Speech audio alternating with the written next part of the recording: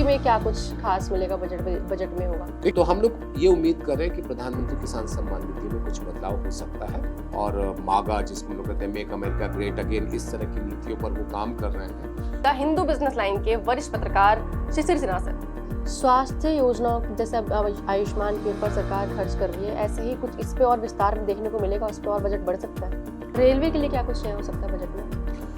तो standard deduction में जो बदलाव अगर होता है तो सीधे सीधे आम लोगों के हाथ में आता है। तो एक तरफ आप स्लैब में थोड़ा बदलाव करें, एक तरफ आप छूट में थोड़ा बदलाव करें और थोड़ा स्टैंडर्ड डिडक्शन बढ़ा दें। अभी राजकीय घोष घाटे, आपने विकास खर्च बताया कि विकास से बहुत खर्च होने वाला है, तो राजकीय घोष जो घाटा होता है उसको काबू में रखने के लिए, उसको बैलेंस करने के लिए क्या कर सकती है सरकार बजट में?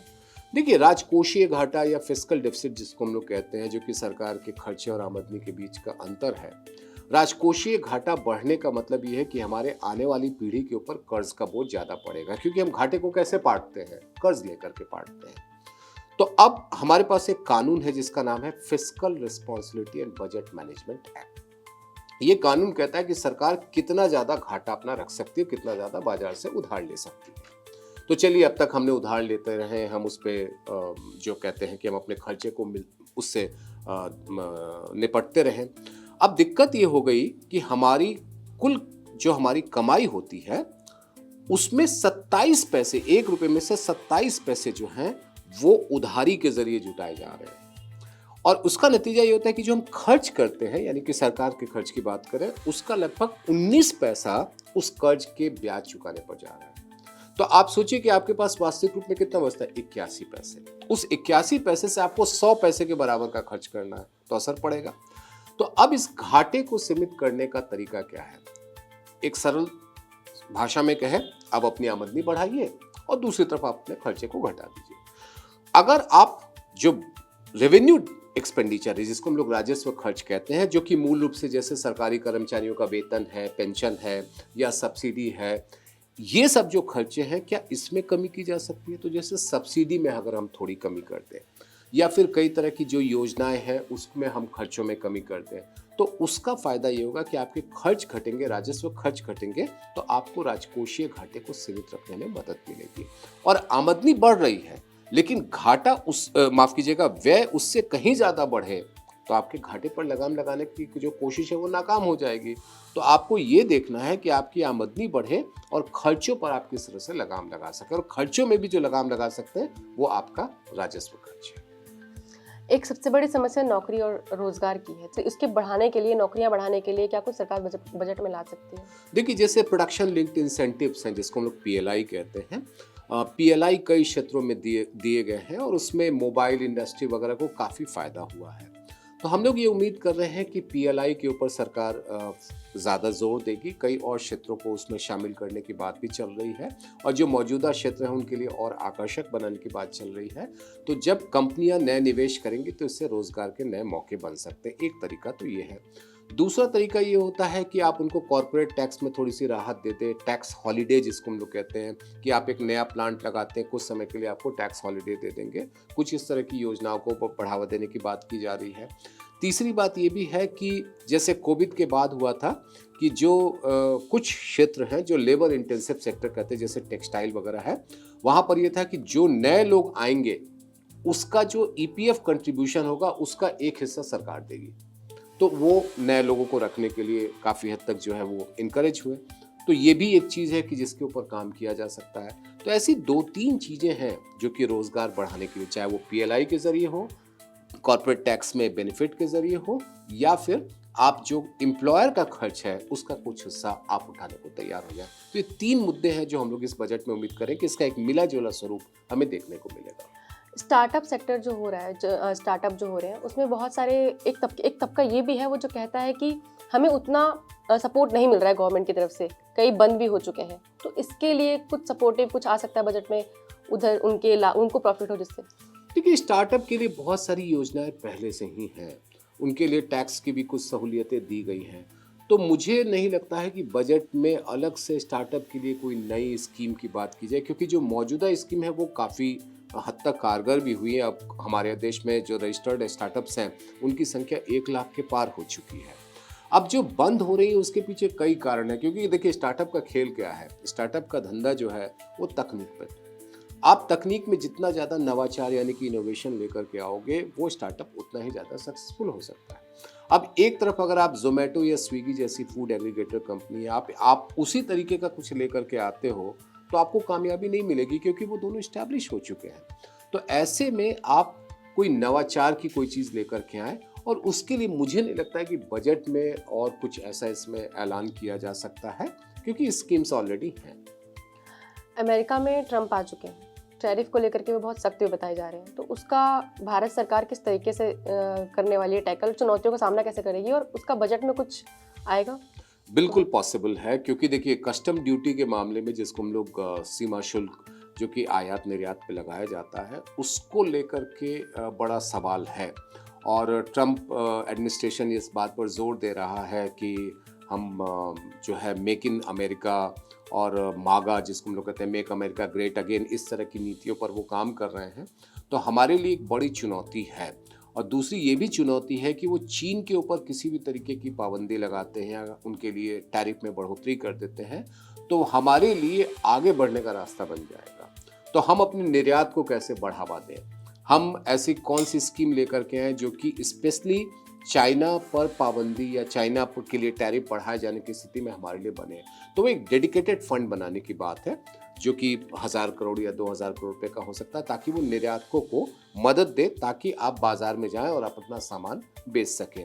इसका एक और पहलू ये भी है कि हमारा रुपया काफ़ी कमज़ोर हुआ है, और अगर आपका निर्यात बढ़ता है तो इसका असर आपके रुपये पर सकारात्मक तरीके से पड़ेगा। तो एक तरफ अमेरिका में नए प्रशासन के बाद की स्थिति जो है, उस चुनौती से निपटने में आपको मदद मिलेगी, और दूसरी तरफ रुपये पर जो दबाव बना हुआ है उसको कम करने में कुछ हद तक मदद मिलेगी। स्वास्थ्य योजनाओं जैसे अब आयुष्मान के ऊपर सरकार खर्च कर रही है, ऐसे ही कुछ इस पे और विस्तार में देखने को मिलेगा, उस पर और बजट बढ़ सकता है आयुष्मान के लिए? मुझे लगता है कि स्वास्थ्य के ऊपर बहुत ज़्यादा जो आप एलोकेशन देख रहे हैं, उसमें कोई और बहुत ज़्यादा बढ़ोतरी के आसार नहीं है। हाँ, शिक्षा के मामले में ज़रूर हम देखेंगे कि किस तरीके से उसको बढ़ावा दिया जाए, और ख़ास तौर पे जब हम लोग नई शिक्षा नीति को लागू कर रहे हैं, तो वहाँ पर आपको अतिरिक्त संसाधन देने की ज़रूरत है। और अभी तक के जो बजट के आंकड़े हैं, जो कभी कहा जाता है कि हमें शिक्षा और स्वास्थ्य पे 3% जो है वो खर्च करना चाहिए जीडीपी का, वो उतना खर्च हो नहीं रहा है, उतना आवंटन हो नहीं रहा है। तो स्वास्थ्य के मामले में मैं अतिरिक्त आवंटन की उम्मीद नहीं कर रहा हूँ। हाँ, शिक्षा के मामले में कुछ अतिरिक्त आवंटन की उम्मीद कर रहे हैं।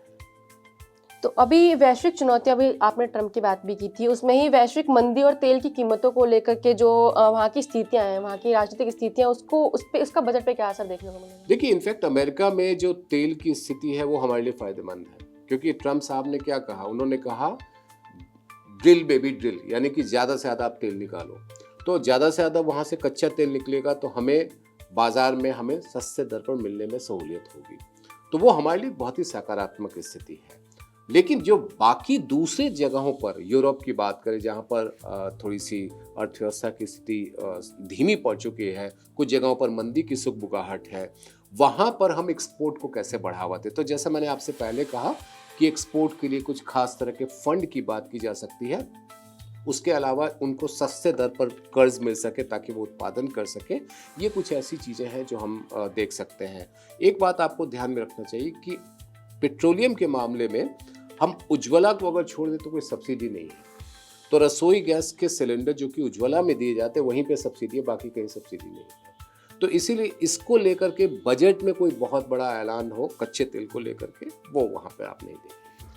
केंद्र सरकार इस तरीके से, भाजपा की सरकार दिल्ली में ये एलपीजी सिलेंडर्स की बात हुई तो उसमें 500 रुपये करने की बात कर रही है, तो वो कैसे बैठेगा? वो केंद्र सरकार के बजट से नहीं आएगा, वो दिल्ली सरकार के बजट से आएगा। तो दिल्ली में अगर जिस पार्टी की भी सरकार बनती है, वो जो भी उन्होंने चुनावी वायदे किए हैं, चाहे वो मुफ्त पानी की बात हो, मुफ्त बिजली की बात हो, या 200 यूनिट तक बिजली की बात हो, या 2100, 3000, 2500 जितने भी रुपए महिलाओं को जो देने की बात है, वो सारा दिल्ली सरकार के बजट से, आम बजट से उसका कोई मतलब। इस बार बजट में पेट्रोलियम को जीएसटी के अंदर लाने की कोई उम्मीद है?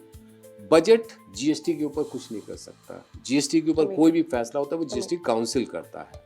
तो बजट में आप क्या कर सकते हो कि एक इंडिकेशन देते हो, लेकिन फैसला जो है वो जीएसटी काउंसिल को करना है। और आपको इतना हम बता सकते हैं कि जीएसटी काउंसिल में ये मुद्दा कई बार आया है कि पेट्रोल डीजल के ऊपर जीएसटी लागू कर दिया जाए। और आपके दर्शकों के लिए जानना जरूरी है कि पेट्रोल, डीजल, कच्चा तेल, नेचुरल गैस और हवाई ईंधन ये पांचों जीएसटी में हैं, लेकिन कब से लागू होंगे ये जीएसटी काउंसिल को तय करना है। और वो कब से लागू होने वाला ही जो प्रावधान है वो अब तक नहीं हो पाया है, और ना तो इसके लिए केंद्र सरकार पूरी तरह से सहमत दिख रही है और ना ही राज्य सरकार इससे सहमत दिख रही है। तो बजट में एक इंटेंशन बताया जा सकता है, लेकिन फैसला तो जीएसटी काउंसिल को करेगा।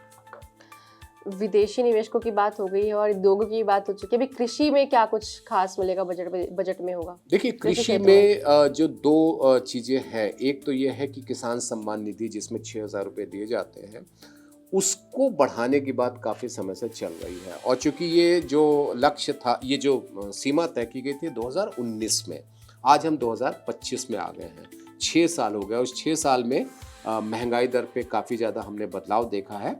तो अब ये चर्चा चल रही है कि क्यों ना हम इसमें कम से कम 1,000 रुपये की बढ़ोतरी कर दें या 2,000 रुपये की बढ़ोतरी कर दें। तो हम लोग ये उम्मीद कर रहे हैं कि प्रधानमंत्री किसान सम्मान निधि में कुछ बदलाव हो सकता है। दूसरा जो है कि किसानों के लिए कर्ज, जो रियायती कर्ज होता है, सस्ता कर्ज होता है, उसकी सीमा हमेशा बढ़ाई जाती रही है, वो इस बार भी आपको बढ़ा हुआ देखेंगी। और तीसरा जो कि बड़ा मुद्दा है वो है फर्टिलाइजर यानी कि खाद की सब्सिडी। अभी सरकार ने खाद की सब्सिडी में कुछ बढ़ोतरी की है और ये उम्मीद हम लोग कर रहे हैं कि इस बार भी वो सब्सिडी जो है वो बढ़ाई जा सकती है, क्योंकि उसके दाम जो हैं वो खाद के दाम बढ़े हैं और कम कीमत पर किसानों को अगर मुहैया कराना है तो ये व्यवस्था देखना ज़रूरी है। एमएसपी को भी लेकर बीच में वो तेज हुई थी मांगी, उसके बारे में क्या हो सकता है? मुझे नहीं लगता कि एमएसपी को लेकर के इस बजट में कोई ऐलान होगा। बहुत हो सकता है तो सरकार ये कह सकती है कि हम किसानों की मांग पर सहानुभूतिपूर्वक विचार कर रहे हैं और इसके ऊपर हर पहलू को ध्यान में रखते हुए कोई फैसला लिया जाएगा। तो एमएसपी को कानूनी खाका या कानूनी स्वरूप देना मुझे लगता है कि शायद इस बजट में आप ना देखें। रेलवे के लिए क्या कुछ नया हो सकता है बजट में? रेलवे के लिए देखिए, रेलवे के लिए जो सबसे ज़्यादा क्या होता है, उनके लिए खर्च बढ़ता है और रेलवे का खर्च बढ़ना बहुत अच्छी चीज़ है, क्योंकि उससे कई तरह के आर्थिक गतिविधियों को बढ़ावा मिलता है। तो रेलवे के लिए आप ज़्यादा खर्च देखेंगे, ये एक बिल्कुल तय बात है। और इसके अलावा कुछ नई जो गाड़ियों को शुरू करने की बात है, जो अमृत भारत है या वंदे भारत का नया स्वरूप है, स्लीपर्स के साथ है, उसमें हम उसके बारे में कुछ ऐलान होता हुआ देखेंगे। तो रेलवे और स्मार्ट सिटी जो बन रही है, अभी हमारा नई दिल्ली रेलवे स्टेशन भी इसको भी रिन्यू करने वाले हैं, तो इन सब के लिए और ज़्यादा निवेश, इन सब के लिए और ज़्यादा बजट बढ़ाए जाएंगे इनका? देखिए, अब बजट में ना रेलवे के लिए बहुत ही माइन्यूट डिटेल जो है उसमें स्पीच में नहीं आता है। हाँ, आंकड़ों में उसका जिक्र होता है कि हम इसके लिए इतने पैसे का प्रावधान कर रहे हैं, तो वो निश्चित तौर पर बढ़ेगा, क्योंकि अभी जो लक्ष्य है कि हमने इतने संख्या में जो स्टेशन को उसको आधुनिक बनाना है और कई स्टेशन पे काम चल रहा है, तो वो खर्च बढ़ता हुआ आप देखेंगी। लेकिन उसको बजट स्पीच में अगर आप ढूंढेंगे तो वो नहीं मिलेगा। बजट के पीछे जो आंकड़े होते हैं उसमें आप ढूंढोगे तो आपको मिलेगा। तो सैलरीड और मिडिल क्लास के लिए राहत वाली बात इसमें क्या होने वाली है? इससे अभी चुनाव भी 5 तारीख को दिल्ली में भी है, इससे 1 तारीख को इलेक्शन, ये बजट है, तो क्या कुछ सैलरीड या मिडिल क्लास वालों के लिए भी होने वाला है इसमें कुछ? जैसे मैंने आपको बताया कि इनकम टैक्स का जो स्लैब है और उसके अलावा कुछ छूट देने की बात है। और एक जो कि दिल्ली के तौर पे खास तौर पर ध्यान रखना होगा, दिल्ली में एक बड़ी संख्या सरकारी कर्मचारियों की है, वेतनभोगियों की है, और वो लोगों के लिए एक बड़ा चीज़ होता है कि अगर स्टैंडर्ड डिडक्शन बढ़ा दिया जाए, तो स्टैंडर्ड डिडक्शन में जो बदलाव अगर होता है तो सीधे सीधे आम लोगों के हाथ में आता है। तो एक तरफ आप स्लैब में थोड़ा बदलाव करें, एक तरफ आप छूट में थोड़ा बदलाव करें और थोड़ा स्टैंडर्ड डिडक्शन बढ़ा दें। ये 3 चीज़ ऐसी है जो कि मिडिल क्लास और सैलरीड क्लास जिसको आप कह रहे हैं उनको फ़ायदा हो सकता है। Thank you so much sir, के लिए इतना ही। Thank you. तो आज के लिए इतना ही। आपने सुना अपने बजट पे शिशिर सिन्हा जी को, इन्होंने बताया कि किन किन चीज़ों पर राहत मिल सकती है, इस बजट में मिलने की उम्मीद है। आज के लिए इतना ही, इसके बाद मिलेंगे आपसे दोबारा। नमस्कार। Please subscribe to the channel and download the Politicos app from the links in the description.